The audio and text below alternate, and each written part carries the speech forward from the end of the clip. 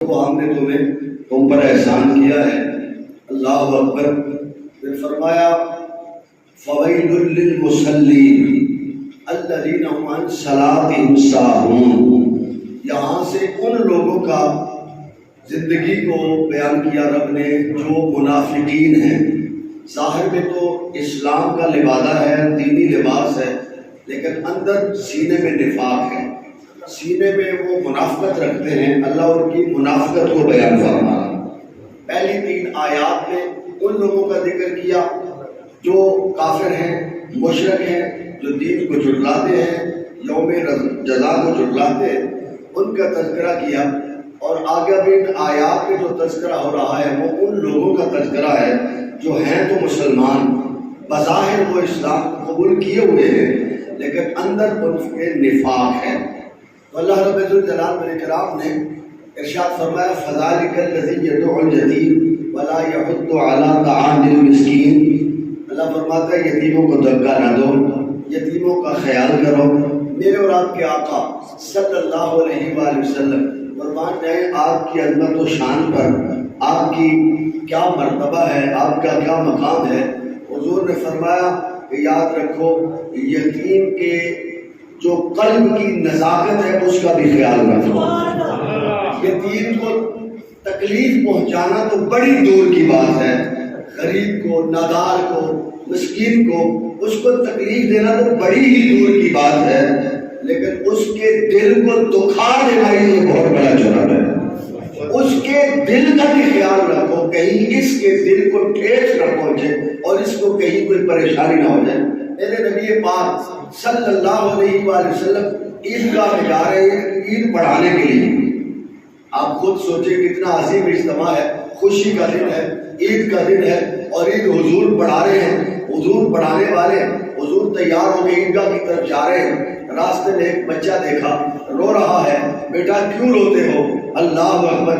جس کو مصطفیٰ پوچھ لے بیٹا کیوں روتے ہو، اس کے تو غم ختم ہو گئے ہوں گے، اس کے تو غم مٹ گئے ہوں گے۔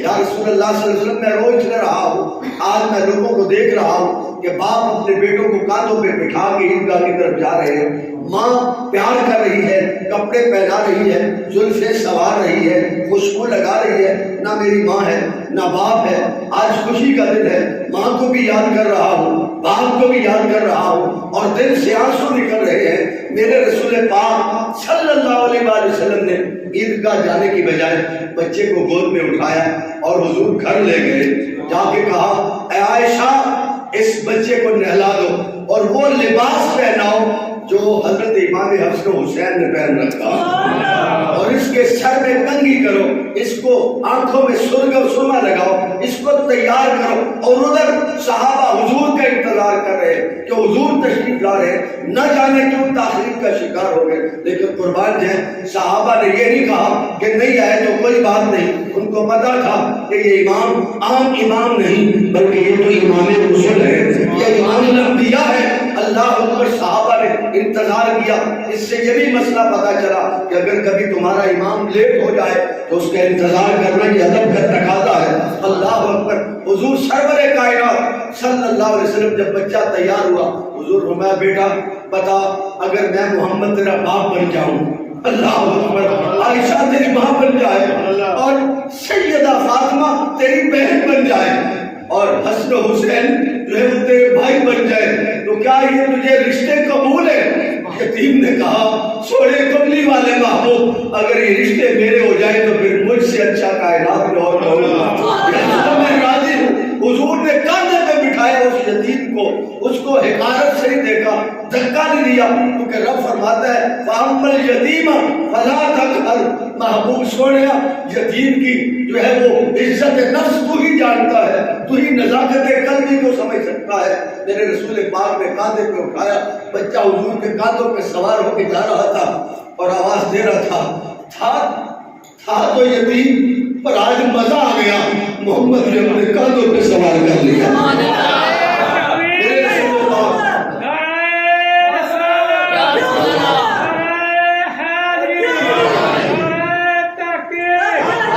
میرے رسول پاک صلی اللہ علیہ وسلم نے اس انداز کے ساتھ یتیموں کے ساتھ، بیواؤں کے ساتھ، غریبوں کے ساتھ، مسکینوں کے ساتھ یہ سلوک کیا، لیکن آج ہمارے معاشرے کے اندر وہ کفار و مشرکین والا بھی رویہ موجود ہے۔ ہم یتیم کو دھتکارتے ہیں، دھکا دیتے ہیں، خوشی کے موقع پہ اس کو کھانا کھلانے سے انکار کرتے ہیں، اور مسکین سے بھی ہمارا رویہ اچھا نہیں ہے۔ رب فرماتا ہے وَلَا يَحُضُّ عَلَىٰ طَعَامِ الْمِسْكِينِ، تم اگر مسکین کو دے دو تو یہ نہ سمجھو کہ یہ میری ملکیت تھی، بلکہ جب تم نے مسکین کو دے دیا وہ اس کی ملکیت ہو گئی، بلکہ تم خوش ہو جاؤ یا اللہ تم نے مسکین کو میرے دروازے میں بھیجا ہے، میرے رزق میں سے جو اس کا مقدر تھا مجھے اس کو دینے کی توفیق تو نے عطا فرمائی۔ کیونکہ حضور فرماتے ہیں یتامى مساکین غریب اور مخلوق الحال لوگوں کو رزق دینے سے، کھانا کھلانے سے، روٹی کھلانے سے، پانی پلانے سے، خدمت کرنے سے اعمال قبول ہوتے ہیں، روزی میں برکت ہوتی ہے، روزی میں رحمت آتی ہے۔ آگے ارشاد فرمایا فویل للمصلین الذین هم عن صلاتهم ساہون، اللہ فرماتا ہے ہلاکت ہے ان نمازیوں کے لیے جو نماز کو صحیح ادا نہیں کرتے۔ میرے رسول پاک صلی اللہ علیہ وآلہ وسلم نے ارشاد فرمایا نماز میں چوری نہ کیا کرو۔ یا رسول اللہ نماز میں چوری کیسی ہے؟ حضور فرمایا نماز کے جو ارکان ان کو مکمل صحیح طور پہ ادا کیا کرو، رکوع کو ادا کرو، صحیح قیام کو ادا کرو، اور اس سے دوسرا جو مراد جو اللہ بتانا چاہ رہا ہے، اللہ سمجھانا چاہ رہا ہے، وہ بتاتا ہے فویل للمصلین الذین هم عن صلاتهم ساہون، بس ہلاکت ہے ان نمازیوں کے لیے جو اپنی نماز کو ٹھیک ادا نہیں کرتے۔ اس کا مفسرین نے معنی یہ لکھا ہے کہ جو مسلمان کبھی نماز پڑھتے ہیں اور کبھی نہیں پڑھتے ان کے لیے ہلاکت کا اعلان میرے رب نے فرما دیا۔ آپ بتائیں سپیکر پہ اعلان ہوتا ہے کہ فلاں کا بھائی فلاں کا بیٹا رضا الہی سے انتقال کر گیا، جب اعلان لاؤڈ سپیکر پہ ہو جائے، دنیا میں اعلان ہو جائے، عوام الناس کے اندر اعلان ہو جائے، تو جانے والے کے جانے پہ کوئی شک تو نہیں ہوتا، ہر بندہ کہتا ہے کہ یا وہ چلا گیا فلاں وقت نہ ہوگا، اور جس کے لیے رب فرما رہا ہے کہ فلاں بندہ ہلاک ہو گیا اور نام بھی بتا دیا کہ وہ بندہ جو اپنی نماز کو صحیح سے ادا نہیں کرتا وہ ہلاک ہو گیا، جس کی ہلاکت کا اعلان خود پالنے والا فرما دے اس کی ہلاکت میں کوئی شک نہیں سکتا۔ اللہ فرماتا ہے فویل للمصلین الذین هم عن صلاتهم ساہون، مفسرین کہتے ہیں ایسا شخص وہ شخص ہے جس کے اندر منافقت ہوتی ہے، جس کے اندر اللہ اس کے رسول کی اطاعت ہوتی ہے وہ نماز کو چھوڑتا نہیں، اور منافقت کی نشانی یہ ہے کہ جب وہ فارغ ہوتا ہے کہتا ہے میں نماز پڑھ لوں گا، یا دوستوں میں اکٹھا ہوتا ہے تو کہتا ہے ٹھیک ہے نماز پڑھ لوں، لیکن جب اکیلا ہوتا ہے تو نماز ہضم کر جاتا ہے، یا بیٹھا رہتا ہے خوش گپیاں مارتا ہے ہوٹل میں اور پارٹیز میں، اور جہاں ایسی جگہ ہے شادی میں، میرج ہال میں بیٹھا رہے گا، گپاں لگاتے رہے، گپے مارتا رہے گا، اور اگر خدا نخواستہ نماز کا ٹائم آیا، خیال آیا بھی، تو جب نماز جا رہی ہے 2-4 سجدے کرے گا اور وہ فارغ ہو جائے گا۔ اللہ فرماتا ہے مجھے ایسی نماز کی ضرورت نہیں ہے، مجھے تو نماز وہ چاہیے جو ساری دنیا سے تعلق توڑ دے اور رب محمد کے ساتھ تعلق جوڑ دے، مجھے اس نمازی کی ضرورت ہے۔ مجھے تو وہ نمازی چاہیے جو رب کے ساتھ تعلق جوڑ دے، اور وہ نمازی چاہیے، اور وہ نماز اللہ اکبر قربان جائے میرے آقا کریم صلی اللہ علیہ وآلہ وسلم نے ارشاد فرمایا ہے کہ جو شخص ایک نماز جان بوجھ کر چھوڑے گا، جان بوجھ کر، قیامت کے دن 6000 سال فرعون حامان قارون کے ساتھ وہ جہنم میں جلے گا، ایک نماز کی سزا ہے۔ اور جو ساری زندگی نماز کے قریب نہیں جاتے، سارا سال گزر جاتا ہے نماز کے قریب نہیں جاتے، اور آج تو ہر بندہ مفتی بن گیا، اگر پوچھ لیا بھائی صوفی صاحب، حاجی صاحب، پیر صاحب نماز کہاں پڑھی تو کہتا ہے میں گھر میں پڑھتا ہوں۔ اور بھائی گھر میں کیوں پڑھتا ہے؟ گھر میں تو نماز ہوتی نہیں۔ میرے رسول پاک صلی اللہ علیہ وسلم نے فرمایا کہ مرد کی نماز مسجد میں جماعت کے ساتھ ہوتی ہے، عورت کو حکم ہے وہ گھر میں پڑھے، لیکن مرد کے لیے میں نے کہا سن تو بڑا پیر اور صوفی بنا پھرتا ہے تو نماز گھر میں پڑھتا ہے، اگر نماز مرد کی گھر میں ہو سکتی تھی تو میرے مصطفیٰ نے مسجد نبوی مکہ المکرمہ سے تشریف لاتے ہوئے پہلے سب سے مسجد نبوی کی تعمیر کی اور مٹی کے بلاک بنا کے اپنے شان کملی والی کانے پہ وہ بلاک اٹھا کے خود مسجد نبوی کو تعمیر کیوں کیا تھا؟ اگر مسجد کی ضرورت نہیں تھی اور اگر مسجد میں آنے کی ضرورت نہیں تھی تو میرے نبی نے خود غزوات میں آگے فرنٹ سیٹ پہ کھڑے ہو کے وہ فارس سے لڑائی کیوں کی تھی؟ تلوار کیوں کی چلائی تھی؟ کیوں زخم اٹھائے تھے؟ کیوں دندان شہید کروائے تھے؟ کیوں میرے نبی نے اتنی مصیبتیں اٹھائی؟ صرف اس لیے کہ اللہ کے دین کا پرچم ہی بلند ہو جائے اور دنیا میں جتنی مسجدیں ہیں وہ بھی مسلمانوں سے آباد ہو جائے۔ ہم نماز کو سمجھتے کچھ نہیں، ہم کیا یہ یاد رکھیں، میں نہیں کہہ رہا، کبھی آپ ناراض ہو جائیں، اللہ کہہ رہا ہے جو نمازیں ٹھیک ادا نہیں کرتے وہ منافق ہے۔ اور حضرت غوث اعظم رضی اللہ تعالیٰ عنہ نے فرمایا، آپ فرماتے ہیں سنو، بے نماز جو ہے نا، بے نماز اس کا جنازہ نہ پڑھایا جائے، بے نماز کا جنازہ نہ پڑھایا جائے۔ اللہ اکبر۔ اور سلطان باہو ولیوں کے پیر آپ فرماتے ہیں بے نماز کی میت کو مسلمانوں کے قبرستان میں دفن مت کیا جائے۔ لیکن اب سچی بات بتائیں تو کیا کریں، ہمارے جیسا مولوی پھنس جاتا ہے۔ اور میں ان پیروں سے، ان مولویوں سے سوال کرتا ہوں کہ تم پیر ہو، تم مولوی ہو، تم آراز کی تقریب مناتے ہو، آراز کی تقریب میں نمازوں کی تلقین کرو اور ضرور بناؤ بزرگوں کے، ختم خاتمہ ضرور پڑھو، لیکن ان کو بتاؤ کملی والے نے نمازی کو پسند کیا ہے۔ یہ نمازی کو پسند نہ اللہ فرماتا ہے، اللہ کا نبی پسند فرماتا ہے۔ نمازی بندہ اللہ کو بھی پسند ہے، اللہ کے رسول کو بھی پسند ہے، اور مسلمانوں کو بھی نمازی پسند ہوتا ہے۔ تو صلی اللہ علیہ وسلم کے غلاموں یہ بات پکی ہے، کوئی بھی ہو، پیر ہو فقیر ہو، میں کہتا ہوں پیر فقیر اس وقت بن ہی نہیں سکتا جب تک وہ نمازی نہیں ہوتا۔ آج ہم نے اپنا دین خود بنا لیا، میں پیر ہو گیا، چھوٹی داڑھی رکھ لی، کوئی صوفی بن گیا، اس نے گھر میں مسجد کھول لی، میں جی گھر میں نماز پڑھتا ہوں۔ او بھائی تیری نماز گھر میں نہیں ہوتی، اللہ قرآن میں فرماتا ہے وَأَقِیمُوا الصَّلَاةَ وَآتُوا الزَّکَاةَ وَارْکَعُوا مَعَ الرَّاکِعِینَ، کہ نماز کو ادا کرو، زکات کو ادا کرو، رکوع کرو، رکوع کرنے والوں کے ساتھ، رکوع کرنے والوں کے ساتھ رکوع کرو۔ نص قطعی سے یہ بات ثابت ہو گئی کہ گھر میں نماز پڑھنا جائز نہیں۔ ہاں ایک صورت ہے، راستہ خراب ہو، طبیعت علیل ہو، کوئی پریشانی ہو، بارش ہو، آندھی ہو کہ تو مسجد میں پہنچ نہیں سکتا، پھر تو نماز پڑھ سکتا ہے گھر، لیکن ویسے تو نماز گھر نہیں پڑھ سکتا۔ وَارْکَعُوا مَعَ الرَّاکِعِینَ، رکوع رکوع کرنے والوں کے ساتھ جماعت کی فرضیت کو بھی ثابت کر دیا۔ اور فرمایا ان الصلاۃ کانت علی المؤمنین کتابا موقوتا، نماز تو مومنوں پر وقت مقررہ پر فرض کی گئی، نماز تو مومنوں پر وقت مقررہ پر فرض کی گئی ہے۔ اب جو وقت کے مقررہ پر نماز ادا نہیں کرتا، اللہ فرماتا ہے فویل للمصلین الذین هم عن الصلاۃ ساہون، ہلاکت ہے اس نمازی کے لیے جو اپنی مرضی سے نماز پڑھتا ہے، اللہ اس کے رسول کا حکم سمجھ کے نہیں پڑھتا۔ آگے ساتھ فرمایا الذین هم یراؤون، اللہ فرماتا ہے کہ یہ جو لوگ ہیں جن میں یہ عادتیں، جن میں یہ خصلتیں ہیں، کون سی؟ منافقین والی، نفاق والی، جن کے اندر نفاق ہے، یہ ریاکاری کرتے ہیں۔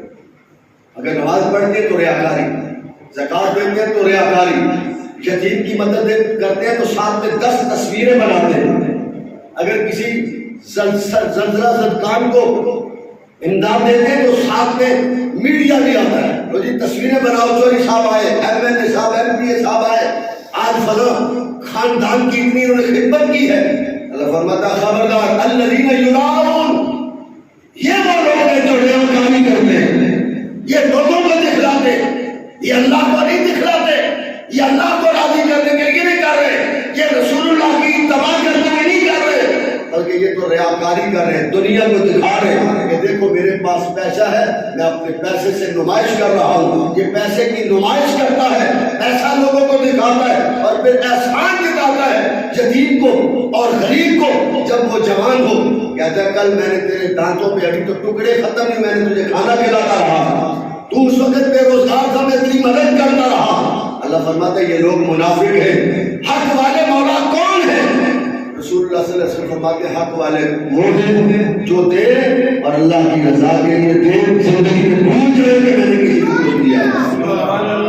مسجد میں دے تو تب بھی دکھلاوا، یتیم کو دے تو تب بھی دکھلاوا، دکھلاوے اور ریاکاری کے بغیر ہمارے پاس ان لوگوں کے پاس جن کی یہ بات بیان رب فرما رہا ہے قرآن میں، أَرَأَيْتَ الَّذِي يُكَذِّبُ بِالدِّينِ فَذَلِكَ الَّذِي يَدُعُّ الْيَتِيمَ وَلَا يَحُضُّ عَلَىٰ طَعَامِ الْمِسْكِينِ فَوَيْلٌ لِّلْمُصَلِّينَ الَّذِينَ هُمْ عَنْ صَلَاتِهِمْ سَاهُونَ الَّذِينَ هُمْ يُرَاءُونَ۔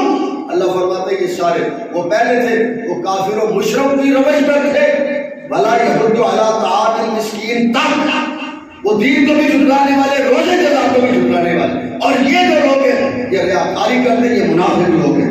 اللہ فرماتا ہے ان منافقوں سے تم نے بچنا ہے کیونکہ ان کا انداز حیات اچھا نہیں ہے، ان کا انداز حیات نہ بنانا، بلکہ لقد کان لکم فی رسول اللہ اسوۃ حسنہ، میرے پیارے نبی کے پیارے اسوہ حسنہ کو اپنا لینا۔ میرے رسول پاک تو بھیک بھی دے تو کسی کو پتہ نہیں چلتا، جو بھی آتا ہے جولی بھر کے جاتا ہے۔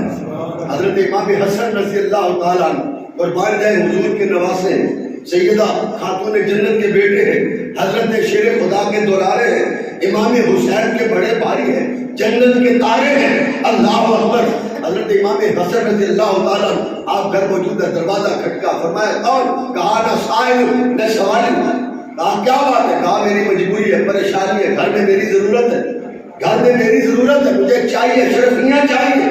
آپ نے فرمایا ٹھہر جا، آپ اندر گئے، اشرفیوں کا تھیلا بھرا، اشرفیوں کا تھیلا بھر کے امام حسین میرا تیرا امام، وہ امام جس کے بارے میں رسول پاک نے فرمایا دنیا والوں سن لو، میرا حسن وہ ہے جو اپنی جان کا نذرانہ دے گا اور میری امت میں بہت بڑی خون ریزی کا خاتمہ کر دے گا، لیکن جام شہادت خود نوش کر جائے گا۔ امام حسن وہ ہے جس کو میرے نبی نے فرمایا جنتی جوانوں کا سردار ہے، حسن و حسین جنتی جوانوں کے سردار۔ حضرت امام حسن نے تھیلا اٹھایا شرفیوں کا، کہا چلو اپنے گھر، کہا حضور یہ تھیلا مجھے پکڑا دو، کہا یہ حق تیرا نہیں، اس کو اٹھانا میرا حق ہے۔ ساتھ گھر گئے اور رو رہے ہیں، کہا مجھے معاف کرنا، قیامت کے دن میرے نانا کی بارگاہ میں شکایت نہ کرنا۔ کہا حضور اے مالک کوثر یہ کیا معاملہ ہے؟ مالک کون ہے؟ یہ وجہ کیا ہے؟ کہا سن، قیامت کے دن اگر تیرے رب نے مجھ سے پوچھ لیا کہ فلاں تیرے ہمسائے میں فلاں چیز کی ضرورت تھی، تو نے اس کو دی نہیں، اس کو چل کے تیرے دروازے پہ جانا پڑا، تو خود اس کے دروازے پہ کیوں نہیں گیا؟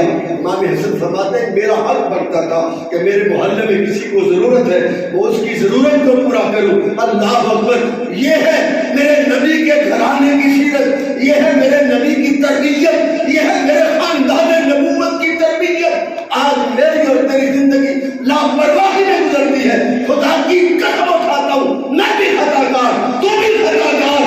اگر سچی بات ہے کائنات کے اللہ کے رسول کی ذات ہے، یا اللہ کے نبی کے صحابہ کی ذات ہے، یا اہل بیت طاہر کی ذات ہے، یا میرے سارے لوگ ہیں، میرے تیرے تو معاملے زندگی میں گناہوں سے لگ پاتے ہیں۔ آج ارادہ کر ہم اپنی زندگی کو نبی کی غلامی میں گزاریں گے، ہم جو بھی کریں گے اللہ کے رسول کی رضا کے لیے کریں گے، جو بھی کریں گے اپنے رب کی خوشی کے لیے فرمائے کیے جائیں گے۔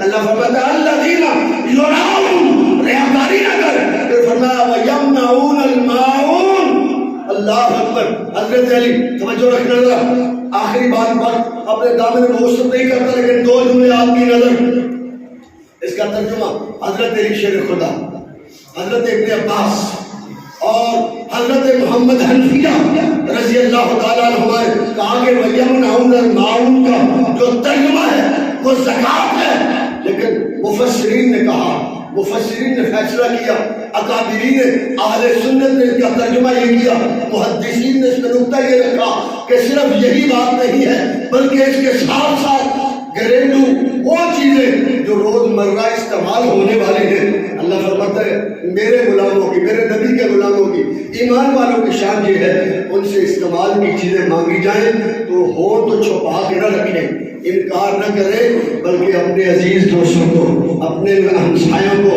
اپنے محلے داروں کو وہ چیزیں دے دے۔ آج ذرا معاشرے میں غور تو کر، میرے گھر میں چیز ہوگی لیکن انکار کر دیا جائے گا۔ اللہ فرماتا ہے کہ ریاکاری کرتے یمنع المعون، تیرے پاس جو کچھ بھی ہے وہ اللہ کا ہے اور اللہ کی رضا کے لیے اللہ کے بندوں کو دے۔ اپنے اجتماع آج سے 20 سال پیچھے جائیں تو گھروں میں ہم سائے کچھ مانگ لیتے، کچھ نہ کچھ گھریلو چیز، یا تو اس کا پریشر کوکر کا ربڑ اس کی ضرورت ہے، ہنڈیا کی ضرورت ہے، بیلچے کی ضرورت ہے، تانتی کی ضرورت ہے، یا توے کی کسی بھی چیز کی ضرورت۔ اللہ فرماتا ہے خبردار گھبرانا نہیں، اگر تیرے اندر ایمان کی رتی ہے اور حضور کی غلامی کا تو دم بھرتا ہے تو تجھ سے کوئی بھی چیز استعمال کرنے والی مانگے، اگر تیرے پاس ہے تو اس کو دے دے، اللہ تجھے کہتا ہے تو ایمان والا ہے۔ یہ ہے سورہ معاون کی تفسیر۔ میں نے چند تھوڑے سے وقت میں چند نکات آپ کے سامنے رکھے ہیں۔ دوستان ذوکر آئیے آج اس بات کا عہد کریں کہ میں اور آپ اپنی زندگی کو اللہ اور اس کے رسول کے حکم کے مطابق گزاریں، اور جتنی ہم میں خامیاں ہیں، جتنی خامیاں، آج دل سے ایک وعدہ تو ظاہر کر لو کہ مسجد میں نماز پڑھیں۔ میں آپ سے اعلیٰ نہیں، آپ مجھ سے اعلیٰ نہیں، پتہ نہیں ہم سب میں سے کون اعلیٰ ہے، اللہ کی بارگاہ میں کون پسند ہے۔ لوگ تو کہتے ہیں، کافر تو کہتے ہیں یہ غلام اتنا خوبصورت ہے، حسین و جمیل ہے، یہ مکے کا سردار ہے، یہ بڑی عظمت والا، بلال تو کالا ہے، غلام ہے، اس کا کیا؟ اور مصطفیٰ نے کہا نانا، اور رنگ پہ نہ جانا، اور روپ پہ نہ جانا، نین نقش پہ نہ جانا، اور تو کہتا ہے بلال سونا ہے، یہ مکے کا متولی ہے، اس کے پاس چابی ہے، یہ چھوڑے، نہیں نہیں، میں محمد بتا رہا ہوں، میرا کالا بلال سونا ہے،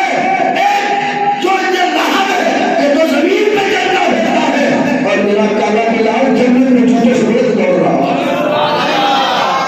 بلال افضل والا ہے، جس کو مالک قبول کرتا ہے پھر اس کی بلے بلے ہوتی ہے۔ آئیے اپنی زندگی کو خوبصورت بنائیں، مسجد کو آباد کریں، جہاں جہاں آپ ہو، دن میں ہو، رات میں ہو، جہاں بھی ہو، نماز کا وقت ہو مسجد میں نماز ادا کریں، مسجد کو آباد کریں، آپس کے اختلافات کو ختم کریں۔